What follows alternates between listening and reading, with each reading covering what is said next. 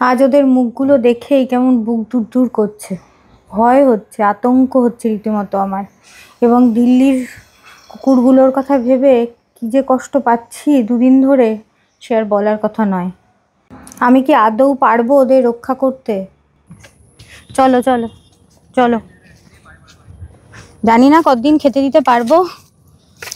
যদি এইরকম কোনো রায়, দিল্লির মতন রায় এখানেও বেরোয়, কিছু মানুষ তো খুব উল্লসিত যে এখানে কবে বেরোবে, হ্যাঁ এখানে কবে বেরোবে, এদেরকে কবে তুলে নেওয়া হবে। জানি না এরা কাদের কি ক্ষতি করেছে, আমি সত্যিই বুঝি না। এটা হচ্ছে সমস্যা।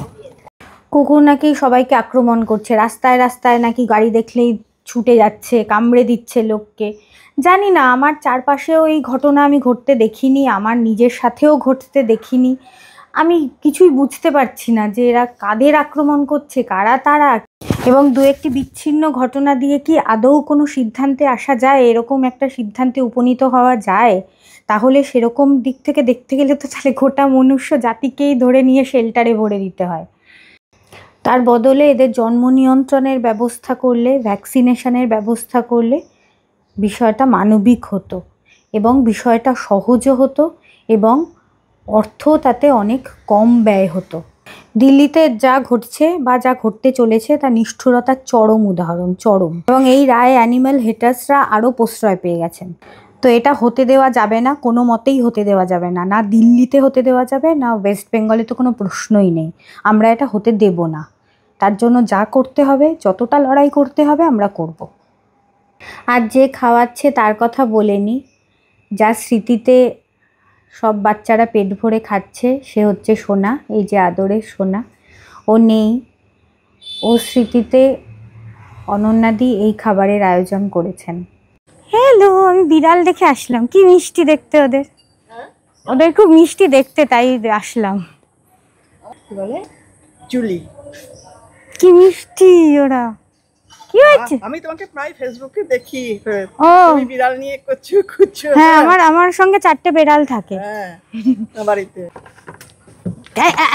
চলো চলো চলো চলো চলো চলো চলো চলো, আয় আয় আয়। অতিরিক্ত দুষ্টু সব। দাঁড়াও দাঁড়াও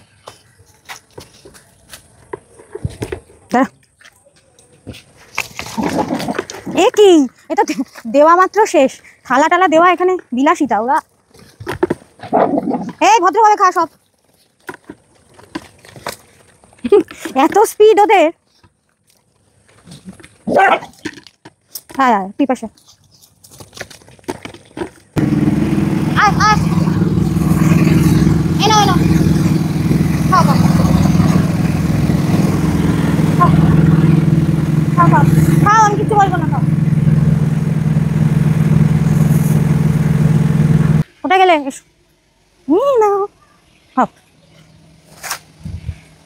উমা, তুমিও আছো? দেখিনি তো, দাঁড়াও।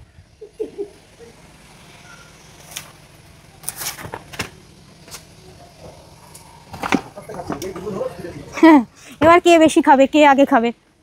এনে তুই ওটা খেয়ে নিচ্ছিস, আচ্ছা দুজনে, ওরা দুজনেই দুটো থালা থেকে খাবে, এটুকু বোঝা গেছে। ভোগ ভোগ কি আবার, দাঁড়া।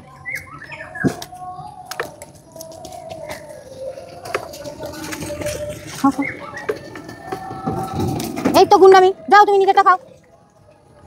এটাই হয়, এনে তুই স্পিডে খা।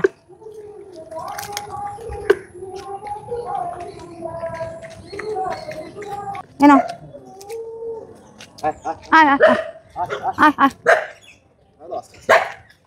আয়, তাই আমি চাতালের উপর দিয়ে দিলাম। এনে আয় আয় আয়। কোথায় দেবো তাহলে? ওটা তো পাতা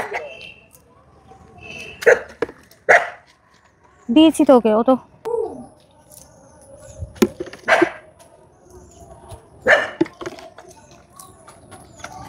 শেষ হয়ে গেছে। এ পুরো সুস্থ হয়ে গেছে। হ্যাঁ, পুরো সুস্থ, ভালো হয়েছে।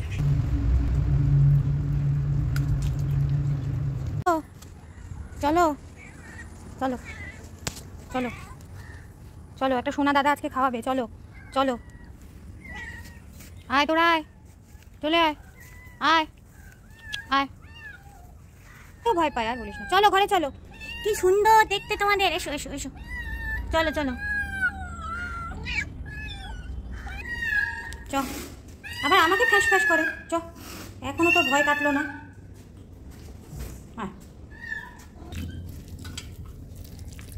আরে খিচুড়িটা দারুণ রান্না করেছি, খা। মাংস মাছ সব দিয়ে খিচুড়ি হয়েছে আজকে, জানো? আচ্ছা, এটা সোনা দাদা খাওয়াচ্ছে তোমাদের, খাও, পেট ভরে খাও।